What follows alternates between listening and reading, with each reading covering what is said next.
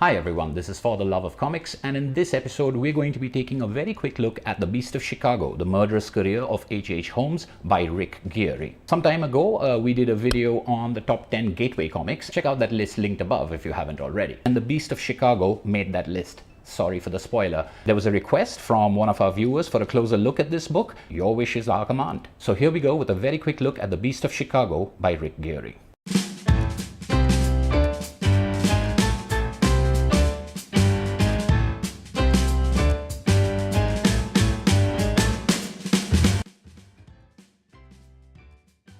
The Beast of Chicago is part of Rick Geary's A Treasury of Victorian Murder, a series of books on true crime from the Victorian age. All of the books that are a part of Treasury of Victorian Murder and the follow-up series, A Treasury of 20th Century Murder, are superb in my opinion. I'm a big Rick Geary fan, and The Beast of Chicago is perhaps one of the best examples of the kind of storytelling and comics making that puts Rick Geary so high up on my list of favorite creators. The Beast of Chicago is available in hardcover and paperback, although if it's out of print, you could always seek out A Treasury of Victorian Murder Compendium, which includes not just Beast of Chicago, but also Fatal Bullet and Jack the Ripper, among other stories. This is a hardcover, but this is an ex-library copy, so I can't remove the dust jacket, unfortunately. The Beast of Chicago tells the story of the world's first recorded serial killer, H.H. Holmes, who operated in Chicago during the time of the Columbian Exposition. The first 2 pages of this book set up exactly what this book is going to be about.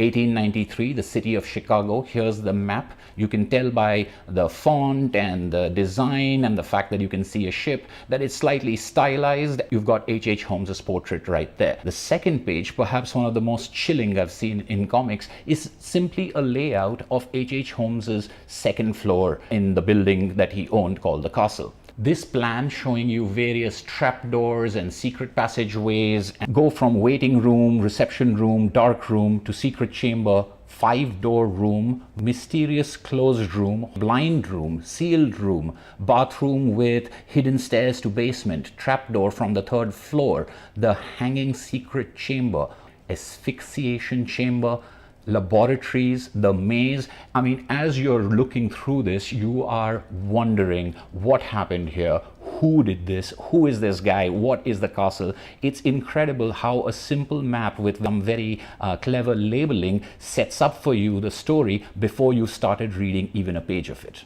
You get to more maps and charming drawings that are setting up for you the tone that this book will have, one of fact and reportage and history, but also with a cartoony stylishness, and it's tongue-in-cheek in spite of the grim matter. Rick Geary has an almost unparalleled ability to skip from scene to scene. You almost never see continuous panels, and this creates the documentary effect that he's so good at. He can traverse geographies and years and give you a full picture about culture, about economics, about what's going on, how Chicago is being built, what the history is, in a way that feels immediate and quick and well-paced. And then at the very end, when he introduces H.H. Holmes, you have 3 panels that are very close together in time and throw you into the story. I don't want to spoil the story or too much of the style for those who are not familiar, but the thing that sets it apart for me from many other true crime comics that I've read is the almost deadpan look at facts. When it does involve itself in gossip or rumors or luridness, it makes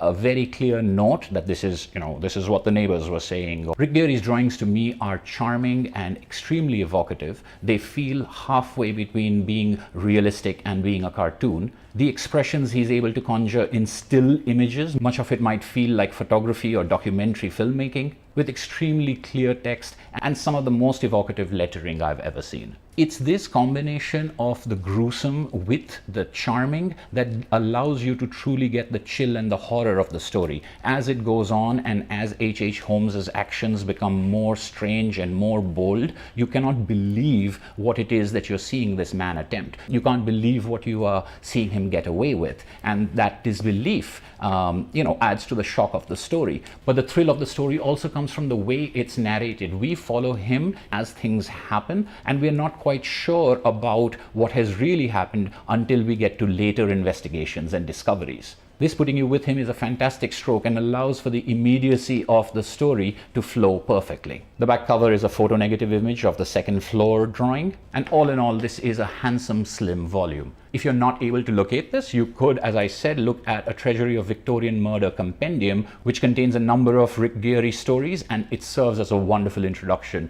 to this fantastic writer and artist. And that's all for our very quick look at The Beast of Chicago. I hope you enjoyed this video. If you have any questions or comments, leave them below as always, and let me know what else you might want to see me cover in one of these quick looks. This has been For the Love of Comics, and thank you for watching.